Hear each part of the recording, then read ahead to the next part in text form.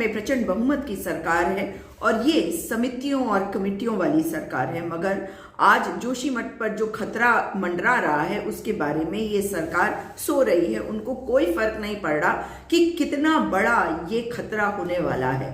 वहां पे एनटीपीसी का जो टनल बन रहा है वो, और जो बाईपास बनाने के लिए एक्सप्लोसिव्स का यूज हो रहा है, जो विस्फोटकों का यूज हो रहा है, मैं आपको इसके बारे में पहले भी बोल चुकी हूं कि जिस तरह से विस्फोटकों का इस्तेमाल किया जा रहा है उससे पहाड़ दरकते रहे हैं। पिछले 2 साल में हम पहाड़ों को दरकते हुए देख रहे हैं और जोशीमठ एरिया में जिस तरीके से पहाड़ों को नीचे आते हुए आपने और मैंने देखा, वो सारी तस्वीरें देखी।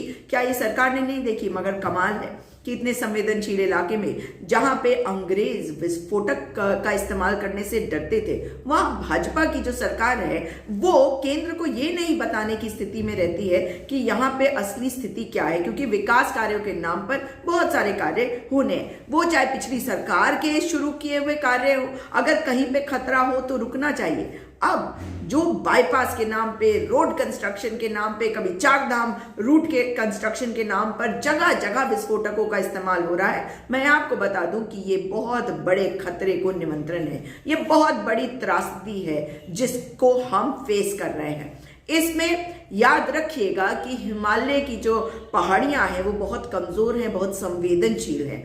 वो एक तो सीस्मिक जोन पर हैं जिस इलाके में हम हैं, साथ ही वो इसलिए भी संवेदनशील है क्योंकि ये यंग फोल्ड माउंटेन्स की श्रेणी में आता है। इनके साथ ज्यादा छेड़खानी नहीं करनी चाहिए, मगर आज देवभूमि के जोशीमठ के लोगों के ऊपर जो खतरा मंडरा रहा है वो बहुत ही चिंताजनक है।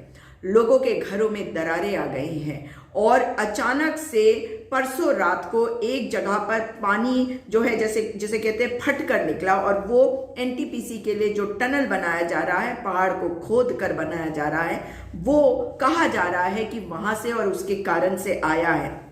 दूसरी जगह जो बाईपास बनाया जा रहा है उसमें जो विस्फोटकों का इस्तेमाल हुआ है उसकी वजह से भी जो पहाड़ है वो पहले से कमजोर हैं, उन्हें और कमजोर कर दिया गया है। मैं आपको एक और चीज अवश्य बताना चाहती हूँ, उत्तराखंड की जनता को भी बताना चाहती हूँ। देवभूमि की देवतुल्य जनता इस बात को समझे, जब आप सोचते हैं कि रेलवे यहाँ तक आएगा, विकास कार्य यहाँ तक आएंगे, तो ये भी समझिए कि पर्यावरण के साथ खिलवाड़ नहीं होना चाहिए, विकास होना चाहिए। लेकिन अगर विकास करने के चक्कर में अगर पर्यावरण अपना रौद्र रूप दिखा दे तो फिर क्या होगा? हम देवभूमि में रहते हैं, देवों की ये धरती है। केवल सड़कों का चौड़ीकरण हो या पहाड़ों को विस्फोटकों से उन पर प्रहार हो, ऐसा नहीं होना चाहिए। चारधाम रूट पे भी जिस तरीके से विस्फोटकों का इस्तेमाल किया गया, जो पहाड़ उनकी स्लोप को बढ़ा दिया गया, मतलब जो पहाड़ का स्लोप ऐसे था वो पहाड़ का स्लोप ऐसे हो जाएगा क्योंकि सड़क का चौड़ीकरण हो रहा है। किसके लिए? जो हवा, जो ठंडी हवा नॉर्थ पोल की तरफ से, आर्कटिक रीजन की तरफ से रशिया में इतना ठंड करती है, चाइना में इतना ठंड करती है, हम उससे बचे हुए हैं क्योंकि ये पहाड़ है, क्योंकि हिमालय के ये पहाड़ हैं जो हमारी रक्षा कर रहे हैं। लेकिन अगर हम आज उनकी रक्षा करने के लिए अपनी आवाज नहीं खोलेंगे, अपनी आवाज नहीं उठाएंगे, तो ये दुर्भाग्य पूरे देश के लिए होगा। वहां की ठंडी हवा से हमारा देश किस तरह की स्थिति में आएगा, यहाँ पे किस तरह का बदलाव आएगा, हम किस तरह से मरुस्थल बना देंगे अपने इस सुंदर देवभूमि को, इसके बारे में सोचिए। केवल एक व्यक्ति की भक्ति ही करते रहे आप, केवल जो उस व्यक्ति ने कह दिया, जो ये खुद ही कहता है कि उसने ज्यादा पढ़ाई लिखाई नहीं करी, तो ये गलत हो जाता है। और ये बहुत जरूरी है कि राज्य की सरकार जागे, राज्य की सरकार चेते, और जो इस वक्त एक आपदा आने की तैयारी कर रही है उसकी तरफ ध्यान दे। अभी क्या कर रही है सरकार? सरकार एक समिति बना रही है और उस समिति में वो ये बता रही है कि हम इसको स्टडी करेंगे। तो स्टडीज तो आपकी बहुत हो चुकी है, बहुत वैज्ञानिकों ने स्टडी कर ली, मगर ये बताइए कि जो लोगों के घरों में, जो सड़कों पे, जो रोड पे, जो दुकानों में, जो होटल्स में जो दरारें पड़ी हैं, उनके लिए आप कुछ कर सकते हैं? नहीं कर सकते इतने छोटे समय में। आपकी समिति जब तक अपनी रिपोर्ट देगी तब तक न जाने कौन सी त्रासदी आ जाए। 2013 की त्रासदी के बाद हम नहीं चाहते और कोई त्रासदी, 1991 की त्रासदी के बाद नहीं चाहते और त्रासदी। कुछ तो सीखिए प्रकृति से और पर्यावरण के साथ खिलवाड़ बंद करिए। अब जो इस वक्त स्थिति है उसमें जरूरी है कि जोशीमठ के लोगों का विस्थापन हो, उनको कहीं और ले जाकर उनके लिए घरों की व्यवस्था हो, खाने पीने की व्यवस्था हो, क्योंकि समय कम है और उनको वहां से हटाया जाना चाहिए। जोशीमठ इस वक्त आक्रोशित भी है, लोग आक्रोशित है। बहुत सारे लोग ये सोच रहे होंगे हम बच गए। कोई ना सोचे इस बात को, अपनी सुरक्षा के बारे में सोचे। हम सब आपके साथ हैं और सरकार के सामने आपकी आवाज भी रखेंगे। सरकार के सामने हम एकजुट रहेंगे तो हमारी आवाज इनको सुननी पड़ेगी। आज वहां पर एक आंदोलन का रूप ले लिया है लोगों ने, लोगों का विरोध दिखने को मिल रहा है। 2003 से देख रहे हैं ये जो हम पूरे विरोध है, आंदोलन है, मगर सरकार नहीं चेती। अब मैं आपसे कहना चाहती हूं कि सब साथ आइए, क्योंकि ये केवल जोशीमठ की बात नहीं, ये एक मानव रची आपदा है जिसको हम निमंत्रण दे रहे हैं। ये सरकार निमंत्रण दे रही है, केंद्र की सरकार को कुछ नहीं बता पा रही। अब जरूरी है कि आप इस वक्त अपनी सुरक्षा के बारे में सोचिए और सरकार ये समझ ले कि जो लोग आंदोलन कर रहे हैं उनके बीच में जाए पुष्कर सिंह धामी। प्रचंड बहुमत है तो प्रचंड अहंकार की जरूरत नहीं, आपको प्रैक्टिकल होने की जरूरत है, आपको लोगों के बीच जाने की जरूरत है और ये देखने की जरूरत है कि वहां पे किसी भी तरह की असुविधा लोगों को ना हो। जल्द से जल्द उनका पुनर्वास किया जाए, वहां से उनको हटाया जाए ताकि किसी कोई भी जान माल की हानि ना हो। जान की तो मैं कह सकती हूँ, प्रॉपर्टी का तो अब दिख ही रहा है कि कितनी बड़ी हानि हो सकती है। और इसमें आपके साथ जो आपके म्यूनिसिपैलिटी के चेयरमैन है वो आपके साथ खड़े, आपकी आवाज उठा रहे हैं। अभी मैं आपको तस्वीरें दिखाऊंगी, आप देखिएगा कि किस तरह वहां पे दरारें आ रही हैं। सरकार चुप है, कह रही है समिति बना रही है। आप देखिएगा कि लोग आक्रोशित होकर सड़कों पे उतर रहे हैं। आप देखिएगा कि किस तरह से मशाल जुलूस निकाल रहे हैं। सरकार चुप है, कह रही है हम समिति बना रहे हैं, हम स्टडी कर रहे हैं। अरे स्टडी का समय नहीं है, स्टडी आपको पहले करनी चाहिए थी। जब चमोली की आपदा आई थी तब से आपको हम चेतावनी दे रहे हैं, मगर आपने सुनी नहीं कोई भी बात किसी की। अब जरूरी है कि सरकार चेते। मैं आपको दिखाना चाहती हूं एक और वीडियो जो राजेंद्र भंडारी बद्रीनाथ के विधायक हैं, जो बार बार गुहार लगा रहे हैं। वो सरकार से मिलने भी गए। सरकार कौन? मुखिया से। मुखिया के पास समय ही कहाँ होता है, बस कुछ क्षण होते हैं उनके पास मिलने के लिए, जो बेहद ही दुर्भाग्यपूर्ण है। हम निश्चित रूप से चाहे सदन के बाहर हो चाहे सदन के अंदर हो, जब तक जोशीमठ का विस्थापन नहीं हो जाता, पुनर्वास नहीं हो जाता, मुआवजा नहीं हो जाता, यहाँ का ट्रीटमेंट प्लान नहीं बन जाता, तब तक हम जोशीमठ की जनता के साथ हमेशा खड़े हैं। ये हमारा वादा है। जितनी मेरी आवाज होगी मैं अपने साथ अपने और विधायकों को इकट्ठा करूंगा और इस आवाज को विधानसभा के अंदर हर हाल में तैयार करवाऊंगा। मैं आपको ये भी बता देना चाहता हूँ, मुख्यमंत्री जी ने हमसे 10 योजनाएं मांगी है कि 10 योजनाएं दो। ये जोशीमठ का जो भूस्खलन हो रहा है इसकी मांग भी हमने उसमें डाली हुई है और उसका शासनादेश बन रहा है। निश्चित रूप से जब तक शासन और सरकार इसमें संज्ञान नहीं लेगी तब तक ये विस्थापन और तब तक ये ट्रीटमेंट होना बहुत मुश्किल है। परंतु जो यहाँ की आवाज, जिस तरह से यहाँ के लोग सड़कों पे उतरे हैं, मैंने भी देखा बहुत सारे घरों को, सारा जोशीमठ खतरे की जद में, सारा जोशीमठ। ये वास्तव में मत बोलेगा कि मेरे घर में नहीं आई है, उसके घर में नहीं आई है। ये धीरे धीरे जब नदी के नीचे इतनी बड़ी टनलें बनने लग गई है, इतना बड़ा एनटीपीसी का काम होने लग गया है, इतना बड़ा जो ये सड़क मार्ग बना रहे हैं इनका काम होने लग गया है, तो इसका सारा खतरा जोशीमठ के लिए तैयार हो गया है। और जब तक ये काम बंद नहीं हो जाते हैं एनटीपीसी वगैरह का, तब तक यहाँ जोशीमठ को बचाना बहुत मुश्किल है, क्योंकि इन्होंने पूरी जितनी भी इसकी जो है मजबूती है, सारा सुरंगों से, सारा ग्रेनाइट से, सारा सुरंगों को बना करके और सारा विस्फोट करके सारा खत्म कर दिया है। और निश्चित रूप से आज जोशीमठ के लिए खतरा पैदा हो गया है। मैं सवाल एक विधायक के रूप में नहीं कर रहा हूँ, मैं यहाँ का एक आम नागरिक हूँ और मेरी ड्यूटी बनती है कि जब लोगों पे कष्ट आए, परेशानी आए, कोई समस्या आए, तो उसमें हम लोग खड़े हों। इस मकसद से मैं केवल यहाँ पर आया हूँ और मुझको आना नहीं चाहिए था। सवाल वोट करनी है, सवाल है लोगों की भावनाओं का। लोग आज रात को सो नहीं पा रहे घरों में, लोगों की नींद हराम, लोग अपने घर छोड़ करके भागे हैं। मैंने बहुत सारे घरों को यहाँ देखा है, यहाँ सती मैडम के बगल में जो होटल बना हुआ है वो भी इधर कुछ रहे, आपका भी होटल जो है कह रहे हैं कि दरवाजा खिड़की नहीं खुलने, वहां भी दरारें पड़ गई है। तो बहुत सारे घर तमाम नीचे मारवाड़ी से लेकर के और ऊपर जो है जो हमारा यहाँ पर आर्मी का है उससे ऊपर तक की दरारें चल गई है। मैं भी यहाँ नीचे से आ रहा था, जब तहसील के रास्ते आ रहा था, उस टाइलों में भी दरार आई हुई है, सारी टाइलों में भी दरार आई हुई है। तो कोई भी क्षेत्र, चाहे वो सरकारी हो चाहे वो गैर सरकारी हो, कोई भी नहीं बच सकता है अगर जब तक हम। और ये बात बड़ी बताता हूँ, अगर हमारे अंदर एकता होगी तो सरकार को झुकना पड़ेगा, सरकार को काम करना पड़ेगा, परंतु हमारी एकता चाहिए। हम लोगों को सबको घर से बाहर निकलना पड़ेगा, एक आवाज में निकलना पड़ेगा। यहाँ सवाल पार्टी का नहीं है, सवाल है आम जनमानस का। और आम जनमानस के लिए हर व्यक्ति को, हर माँ को, हर बहन को, हर नौजवान को सड़कों पे आना पड़ेगा और सरकार जुटेगी। मैं तो ये भी प्रस्ताव देना चाहता हूँ कि हमको तत्काल शासन स्तर पर भी इसकी पैरवी करनी चाहिए और चलना चाहिए। एक प्रतिनिधिमंडल बनाया जाए और मुख्यमंत्री जी के पास हमको जाना चाहिए और मुख्यमंत्री जी ही इसका समाधान ढूंढ सकते हैं, बाकी कोई विकल्प हमारे पास नहीं है। एकमात्र विकल्प है माननीय मुख्यमंत्री जी जो इसका समाधान हमारा ढूंढ सकते हैं। और चारों तरफ नदी के जितने नदी की तलहटी है, जितना नीचे से लेकर के हेलम से लेकर के ऊपर विश्वप्रयाग तक है, जब तक इसको ट्रीटमेंट प्लान नहीं बनता है तब तक जोशीमठ का भविष्य बहुत खतरे में। और ठीक बोला है, पहले भी आपदा आई है, लोगों को विस्थापित किया गया, लोगों को मुआवजा दिया गया, किराया दिया गया, लोगों को विस्थापन किया गया, लोगों को रखने की व्यवस्था की है, अभी भी होनी चाहिए। और जब अभी भी होगी तब जाकर के लोग सुरक्षित रह सकते हैं।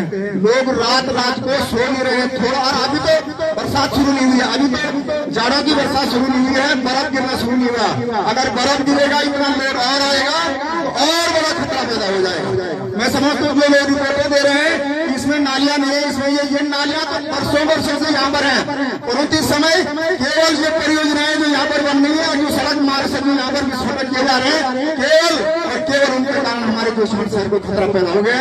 इसके लिए हम सबको एक होना पड़ेगा, ये मेरी गुजारिश है। आप लोग सब सड़कों पर उतरे, इस बात का सब लोगों के लिए बहुत बहुत धन्यवाद। जय हिंद, जय भारत। अब जरूरत है कि हम सब एक साथ मिलकर जोशीमठ के लोगों के लिए आवाज उठाए, पूरा उत्तराखंड साथ आए, पूरा देश साथ आए और जोशीमठ के लोगों को बचाने के लिए, उनकी कोई भी उनके हानि ना हो, इसके लिए एक साथ मिलकर उनकी आवाज में आवाज मिलाए ताकि कोई आपदा जैसी हालत जो बने हुए हैं उसका असर उन पर ना पहुंचे। और ये जितनी परियोजनाएं हैं इनको दोबारा से रीस्टडी देम, उनको दोबारा से पढ़िए, उनके बारे में समझिए कि क्या ये परियोजनाएं हमारे उत्तराखंड के लिए ठीक है। इतनी परियोजनाएं बना देंगे और आप साइंटिफिकली उसको स्टडी नहीं करेंगे और कहेंगे जी हमने तो यहाँ से रिपोर्ट ले ली, क्योंकि अब आपने अगर कुछ बनाना है तो आपकी तो रिपोर्टें भी अजीब है। और अगर कोई जो भी साइंटिस्ट है जो इन्वॉल्व है इस पूरे मैटर में, दोनों में, बाईपास में विस्फोट का इस्तेमाल और एनटीपीसी टनल में जो इस वक्त हो रहा है पिछले 3-4 साल से, उसमें उनकी क्या कोई जो रिपोर्ट है वो है। अगर कोई रिपोर्ट है उसमें उन्होंने गलत रिपोर्ट दी, उसके अगेंस्ट में जाकर ये सारी चीजें होने लग गई हैं, तो उनको भी सजा दे और उनका नाम जनता के सामने लाया जाए ताकि ये पता चले कि जवाबदेही और जिम्मेदारी है किसी की। लगता नहीं है। पुष्कर सिंह धामी जी की तो बिल्कुल नहीं है। युवा मुख्यमंत्री, अहंकार में डूबे मुख्यमंत्री, जिन्हें केवल हिंदू मुसलमान करना है और मुख्यमंत्री बन के एक मुखिया बनना उन्हें नहीं आता, ये दुर्भाग्यपूर्ण है। लेकिन अब जरूरत है कि मुख्यमंत्री जी आप जागें और जोशीमठ के लोगों के लिए कुछ तो करिए। जो जोशीमठ आप जानते हैं, मठ यानी कि आप समझ ही सकते हैं ज्योतिर्मठ, लेकिन क्या किसी को चिंता है? ये सोचना होगा, मगर सरकार जागे।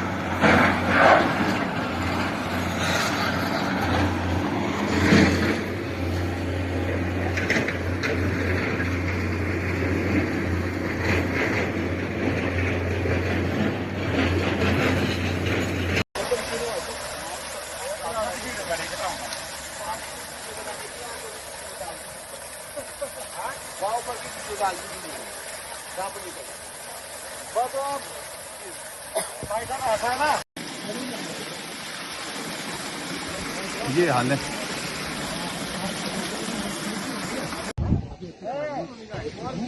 ये इसके अपना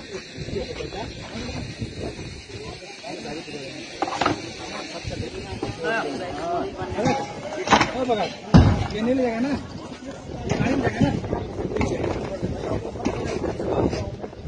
यही याद है ना, यही याद है। सवाल दे सवाल आता है तभी लगे। ऐसा उत्साह आपने अभी दिखाया है, आज दिखाया है, ऐसा कल भी दिखाना पड़ेगा। कल एक गाड़ी का चक्का नहीं घूमना चाहिए, कोई गाड़ी नहीं चलेगी। जितने नौजवान लड़के हैं सुबह 8 बजे यहाँ पहुँचेंगे, चक्का जाम रहेगा, बाजार बंद रहेगा। कल जो है आपदा प्रबंधन का सचिव आ रहा है, उसका घेराव होगा और आप सबका समर्थन चाहिए। अगर 3 दिन ऐसी शक्ति दिखा दोगे, ऐसी ताकत दिखा दोगे, चौथे दिन धामी सरकार तुम्हारे पैरों पर होगी। अगर ये चाहते हो तुम्हारा भविष्य सुरक्षित हो, तुम्हारा पुनर्वास हो, तुम्हारे घर के बदले घर मिले, तुम्हारी उजड़ने वाली झोपड़ियों के बदले अच्छा घर मिले, तो 3 दिन ऐसी ताकत दिखा दो, सरकार तुम्हारे कदमों पर होगी। आज तो तुमने जो दिखाया है वो अभूतपूर्व है, बहुत सुंदर है, जोशी हो चुका है। सरकार ने जनता को उग्र होने पर मजबूर कर दिया है। ये जो उग्रता है ये आपने सड़क पर देखी है। हजारों लोग केवल एक कॉल पर, एक बार बोलने पर हजारों लोग मशाल लेकर के सड़क पर आ गए। कल जोशीमठ में चक्का जाम है, बाजार बंद है, एक गाड़ी का चक्का नहीं घूमेगा और परसों एनटीपीसी का दफ्तर बंद रहेगा, एनटीपीसी का घेराव होगा। उसके बाद अगर सरकार नहीं झुकती है, सरकार जनता का इंतजाम नहीं करती है, जनता जो है खुले आसमान के नीचे सोने को मजबूर है। अगर तब भी नहीं चेतते हो तो और उग्र किया जाएगा। हमको उग्रता दिखाने पर मजबूर न करे सरकार, ये हम कहना चाहते हैं। बोल पहाड़ी हल्ला बोल, हल्ला बोल, हल्ला